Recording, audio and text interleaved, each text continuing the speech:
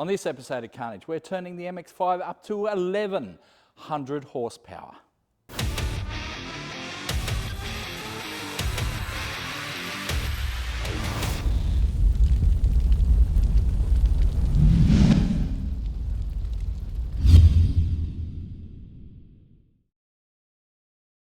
Last time you saw the MX5 at the track, it ran 872 at 160 plus mile an hour, and that was awesome. We were really stoked with that.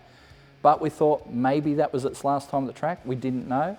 But since then, we've had conversations with Zane at Max Performance, and he said the car has more to give, a lot more to give, with a few simple upgrades, like 2000cc injectors, bigger intercooler, a better dump pipe, a few other changes inside the car, and we could see this thing north of 1,000 horsepower. That's right, this could be the first Carnage car to do 4 digits on the dyno, which would be pretty awesome.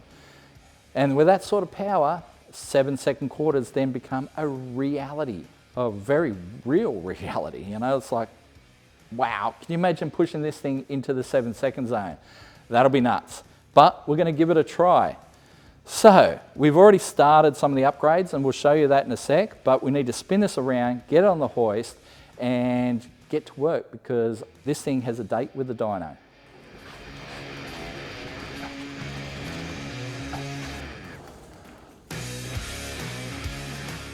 I've got to say, if you're looking for some good trolley jacks, these ones from Heron Forbes are awesome. You just saw how easy that was to spin around the workshop, but yeah, better than the cheap units. These things are brilliant.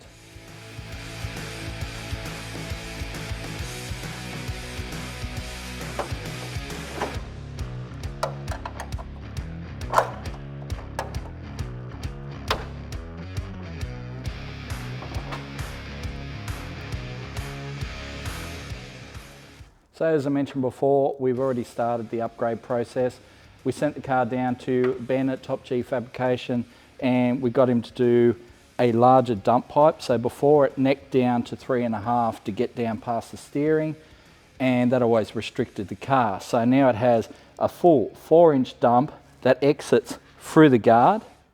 One of the other problems we had was the intercooler would not cool it enough. So towards the end of the run, we'd see intake temps north of 70 degrees Celsius, which, you know, isn't terrible, but it's not great. You know, I mean, that's a lot of temperature to be seeing at the end of the run. And that was even on cold days. So we decided to enlarge the intercooler. So the previous intercooler was 300 by 450 and about 100 mil thick, so 4-inch thick. This new cooler is 600 wide, 300 high, and 5 inches thick. That's 125 mil thick. It's a big boy. We'll show you that in a sec when we whip this front bar off. So we've done the bigger dump, we've done the bigger intercooler, and we've added some safety under the car, which you'll see when we lift it up.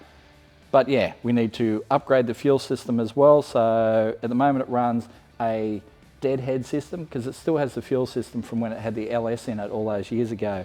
And basically it needs a return line system, because we're starting to see the fuel system and the fuel supply nose off towards the end of the run, which is not good. We'd prefer to have nice constant fuel supply all the way through the run. So yeah, we need to put a return line in there. So we'll use the feed line that's there now as the return, and then we'll run a -10 feed line just to help that, and then add some 2000cc injectors. We've also got to fix some of the wiring that's been modified because of the dump pipe. There's a lot to do, but yeah, it's all achievable. And at the end of it, this thing will run some serious numbers.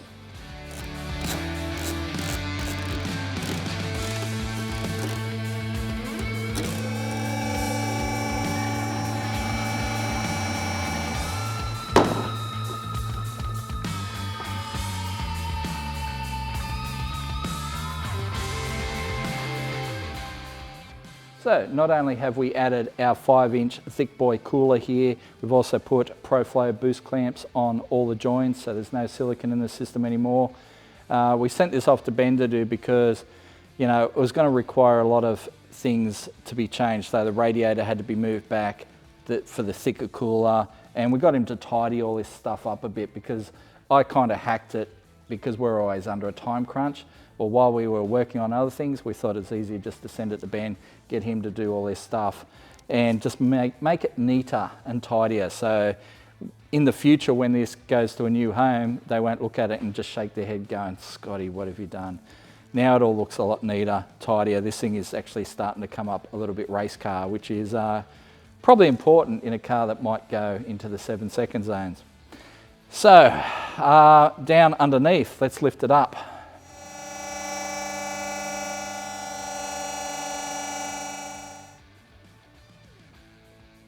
And check out this beast.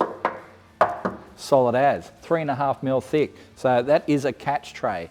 And it's kind of mandatory for cars doing this speed with boosted engines. I mean, running big boost into an engine, things go wrong, you know, and it goes wrong really quickly. It's always been a concern that if this thing pops an engine with an 89-inch wheelbase, we go into the wall very quickly. And we don't want to do that because we'd like to keep the oil away from the tyres, and that's what this will do. So if it does punch a rod out of the engine, this should contain most of the fluid and bits. So that is the plan, and that's what it's aimed at. Hopefully we don't have to use it, but you know, it's there just in case. And Ben has kind of knocked that out of the park, man. He's done such a great job on that. So that should retain any fluids that come out of this thing. It's awesome. And if you're thinking this makes oil changes a little bit more complicated, you are right, but it is only 4 Allen key bolts and the whole thing drops off, and then you can change your oil, put it back up, and you're good to go. So yeah, it goes right back here to the bell housing of the transmission, and there's even a lip on the back to help, you know, if oil should slosh up the back, it gets retained by a big baffle at the back of the tray. So yeah, pretty impressed with that.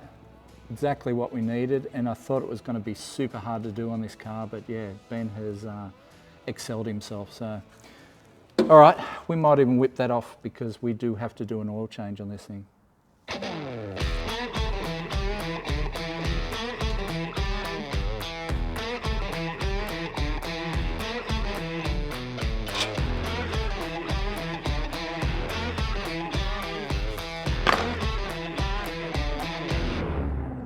There you go, it's already doing its job.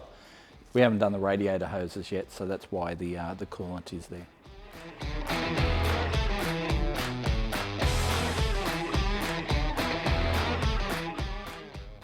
So we have a list, let's start working the list.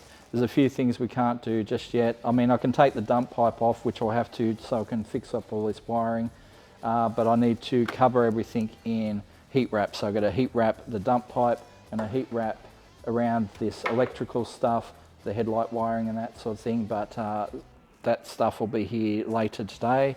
So let's look at the CAN keypad. Yeah, we haven't even talked about that yet, have we? So one of the best things to come out of Haltech in recent years, besides their awesome ECUs and dashes, are these CAN keypads. So we've gone for the 8-button keypad here, the 4x2.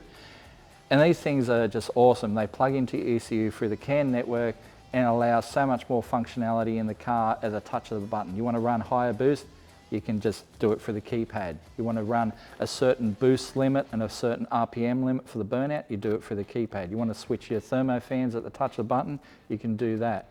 There's so much you can do. It's like, you wait till you see this thing. And it's so simple. It's just like 8 buttons, 2 screws, little CAN connection. Comes with CAN wiring inside for plugging in, and then you've got all this stuff as well, right? So these are just some of the button stickers that you can get. So you can nitrous arming, purging, you can do page up and page down through your dash, so you can activate your other dash screens through the keypad, anti-lag, water meth injection, staging, you know, so stage RPM, launch RPM, burnout RPM, or any of that sort of stuff, RPM and boost and whatever. Aircon, you want to turn your aircon on via the keypad, you can do that. Pumps for differentials, gearboxes, power steering, all that sort of stuff. Extra fuel pumps you can switch on if you want to do it that way as well, all right? And then some funny buttons as well, so, you know, enable swearing module, and it's whooping ass time. All right, so I've already done some of the hard work in that where we're going to mount it. I've got a little plate here to go behind it that I've already made out of aluminium that will attach it into our car, and then we can start hooking it up and working out what actual functionality we need. If you're confused in how these go in, it's basically lights to the top. It's pretty simple. So we'll go in via this way. And I'm just going to sandwich it there through the stereo hole. I just need to tighten those two nuts up and that will be there, and then we can plug it in. Very simple.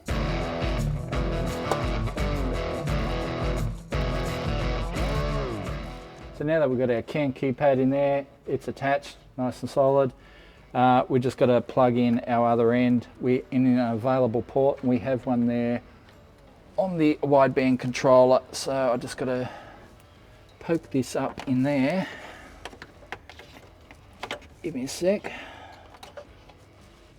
Alright, go that way up. Alright, we have a CAN keypad. I guess if we connect power, it should light up. Let's see. Whoa, all the pretty lights.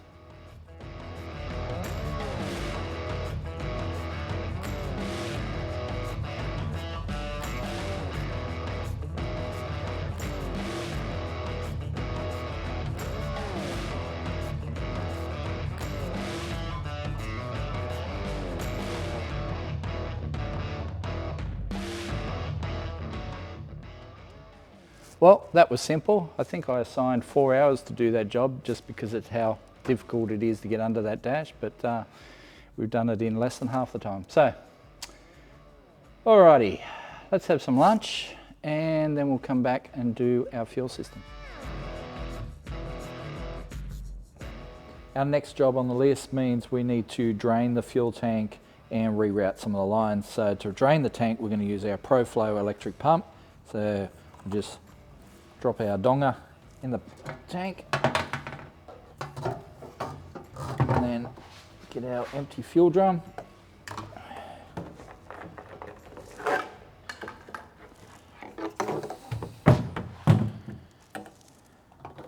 And just push on.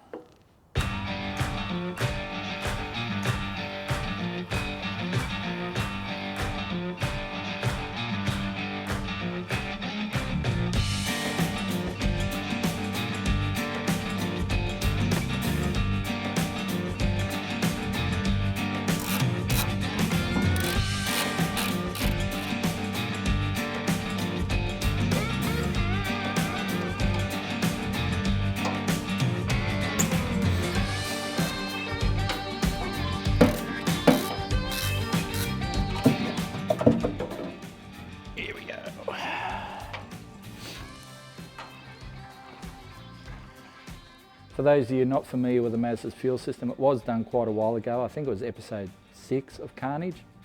That was a while ago.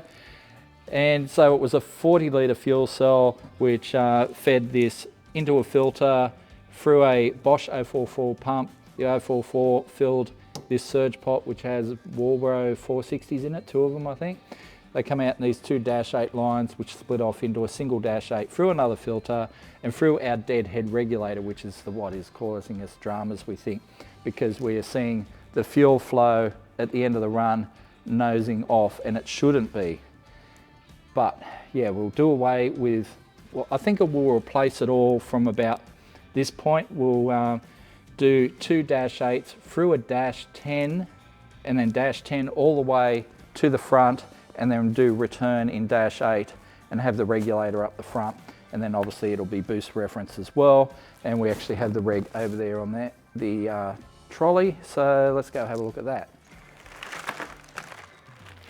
As with Alexa, we're going to be using ProFlow Teflon lines and fittings. We've got heaps of fittings there. And we have our big boy regulator, which is supposedly good for 2,000 horsepower, which is great.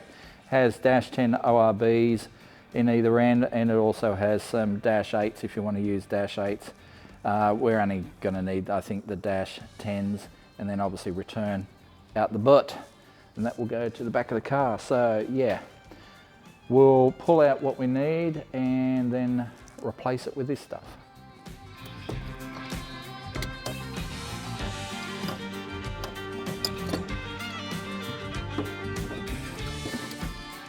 Oops.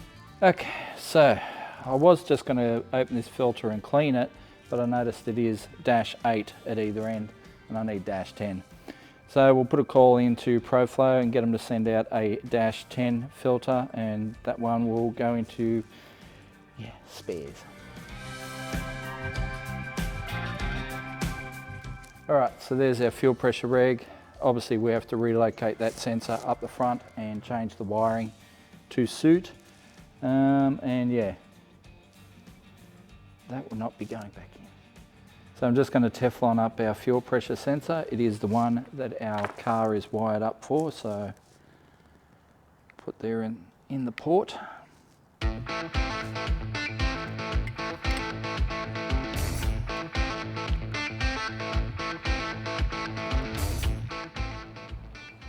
So while we're here, we might as well Teflon up our little boost port as well. So it is a rising rate regulator. It will raise the fuel pressure as boost increases. So that way you don't have boost fighting the fuel pressure of the injectors. You know, say the injectors are set for 45 PSI, they're spraying in at 45 PSI. You introduce 30 pounds of boost into that, all of a sudden your injectors are like 15 PSI. So you want a rising rate regulator to compensate for that. So now that line has to go up the front to the sensor in our fuel pressure regulator, and then this line we're going to undo it. It goes through a bulkhead up there, so we'll undo it and we'll remake it, and then it will go to there.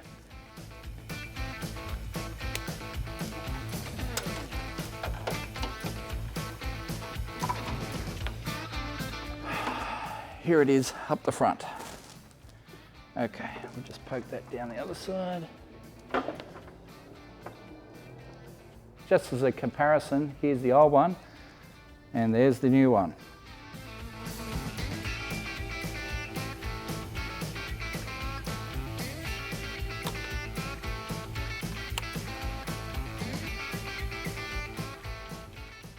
I can even reuse that block off in here.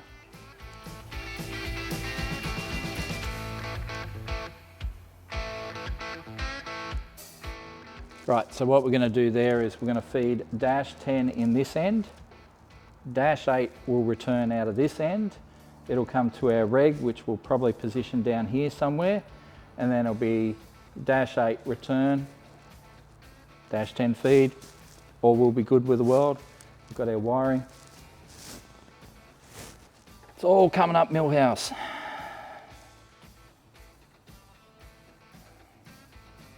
So our return line fitting's a little bit larger than we'd like, but we do have a solution for it, because if you look through the ProFlow catalogue, they actually have a very tight, compact fitting that would be perfect for that situation. So I'll jump on the net and order that right now. I've ordered that fitting, so now I'll mount our reg, do the rest of our stuff, and by the time the fittings come in, we can finish the rest. All right, I'm going to put it right there on the firewall.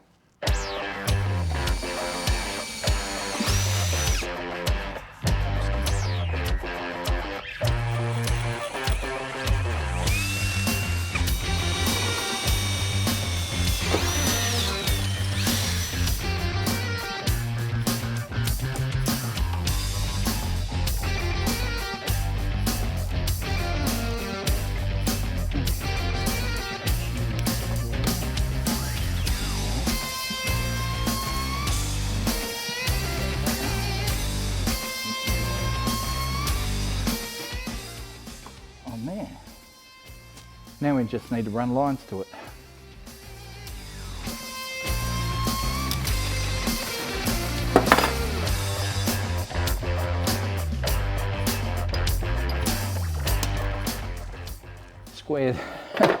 I swear this car is held together with cable ties and hopes and dreams. Oh, there we go. All right, gone.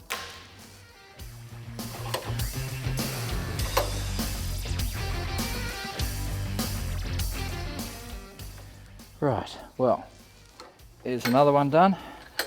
I don't think you need to see me make any more fittings, do you? Not after the Lexan.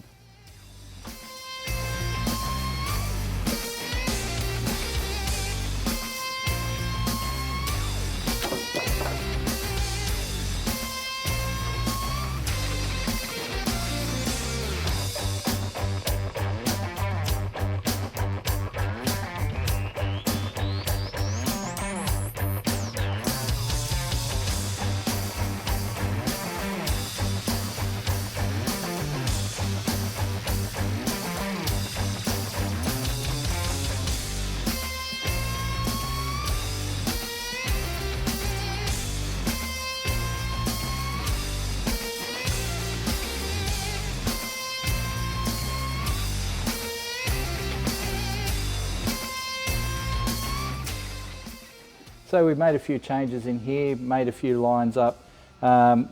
Basically before I had -10 going into our 044 and then it was -8 everywhere else. Well, now I've gone -8 into our 044 and -8 is now our return line, but then this has been changed to a -10 fitting. So we've got two -8s feeding that -10. We'll do a bulkhead down through here. We're going to delete one of the filters because I think 2 filters was kind of overkill.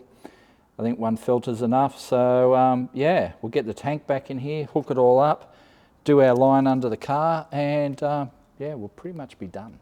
Okay.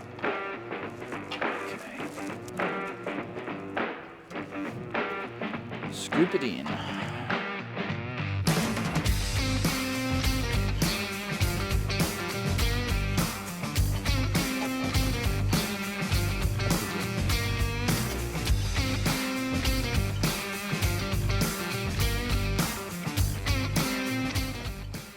So you're probably thinking Scotty screwed up by not drilling the hole before the tank went in, but I needed the tank in to know where the line had to go. And there's plenty of room under here to drill from underneath. Well, sort of plenty of room.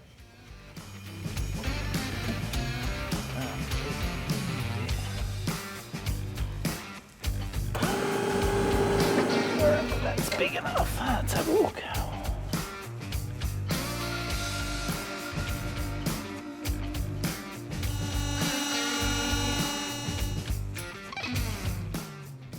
So I've run out of -10 Teflon hose ends at the moment, so I'm going to just use some push lock stuff for this connection from the surge tank to our bulkhead. But yeah, sometimes you got to do that.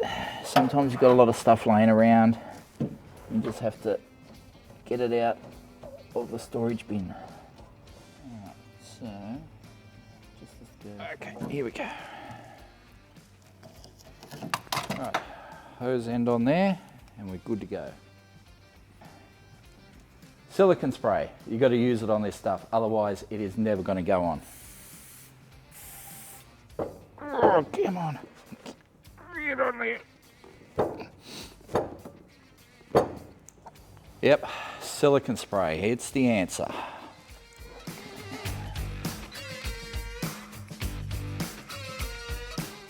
So that is everything in the boot, done. Complete. All right, now just got to finish doing the line from there to the front, and that is fuel system done, except for the injectors, which Lindsay will be bringing shortly.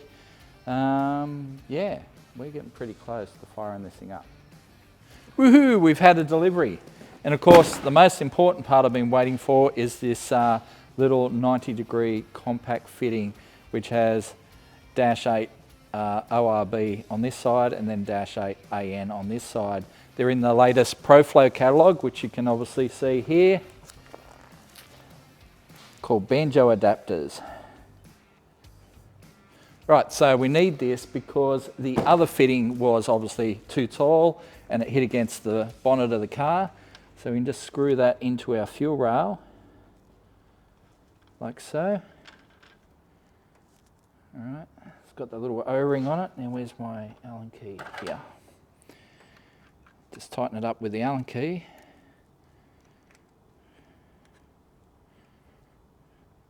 All right, that's tight, and then it even rotates.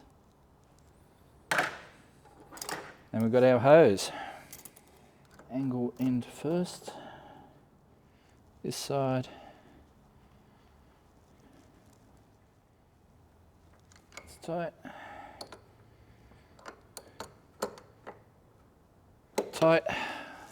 Job done, and it all fits under the bonnet, which is awesome. So we've got our return line, we've got our feed line there, so there's our dash 10 feed to our fuel rail, a dash 8 return to the regulator, and then we've got obviously return line from here, dash 8 to the old dash 8 feed line, goes to the back of the car. Fuel system is done.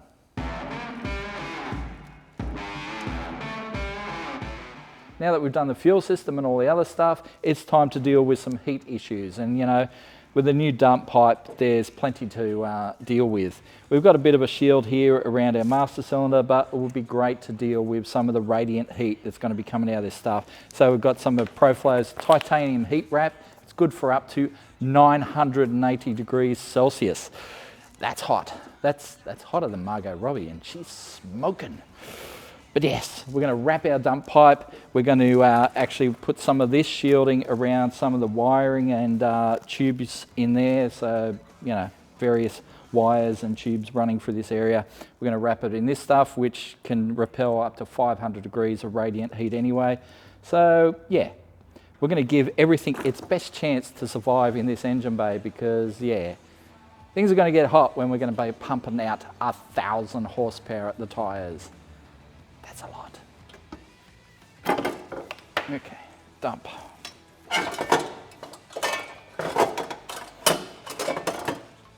It's as simple as that.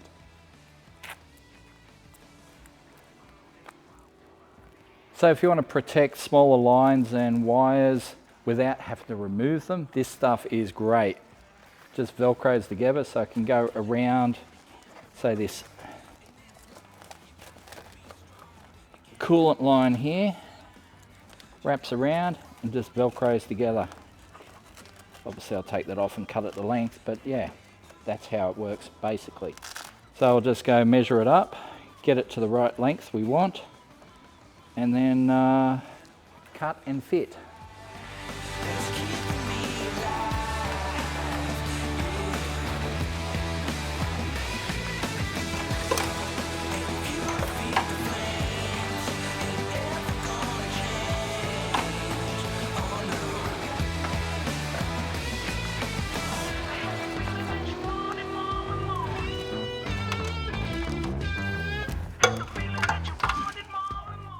Okay, so when dealing with the exhaust wrap, you want to glove up. We might have to double glove so we don't get little fibres in our hands. So the ProFlow wrap comes with straps. I'm not sure if they're going to be long enough to do our 4-inch dump, so I did get some extra long ones just in case, but hopefully the ones that come in the packet will do the job.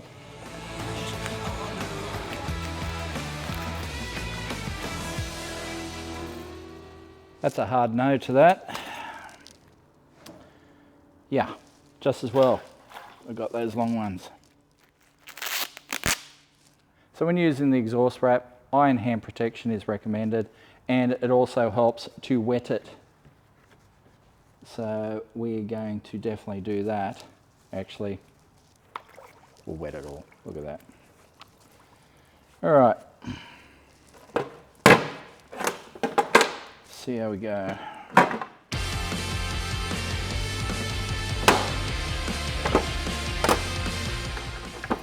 Okay, this will be easier now.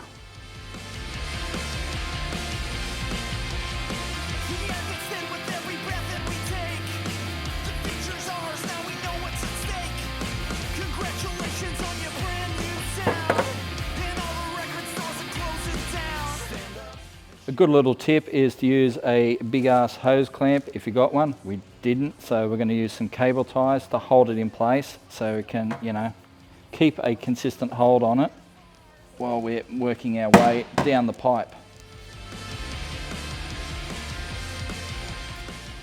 Wet stainless steel is nice and slippery.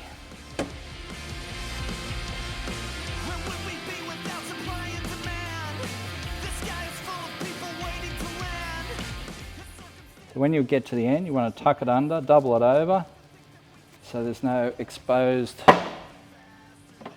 frayed ends. And I'm going to double clamp it. We watch history repeat and replay. Our sense of hope has all been taken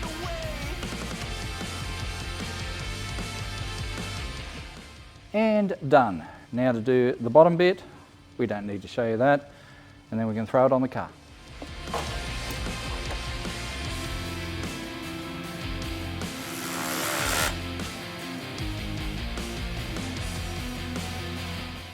Right, so we're pretty much ready to go. Fuel system's done, everything's heat shielded. I've got that hoodie off because it's covered in fiberglass matting. You really watch out for that stuff. Don't go rubbing your arms on your face after doing the exhaust wrap, just the tip. And so we've got our CAN keypad in there as well, bigger intercooler. The injectors haven't arrived yet. We're still waiting on Lindsay to clean them, so we'll get the injectors in and get this thing wound up and make some decent horsepower with it. But you're going to see that on a future episode of Carnage.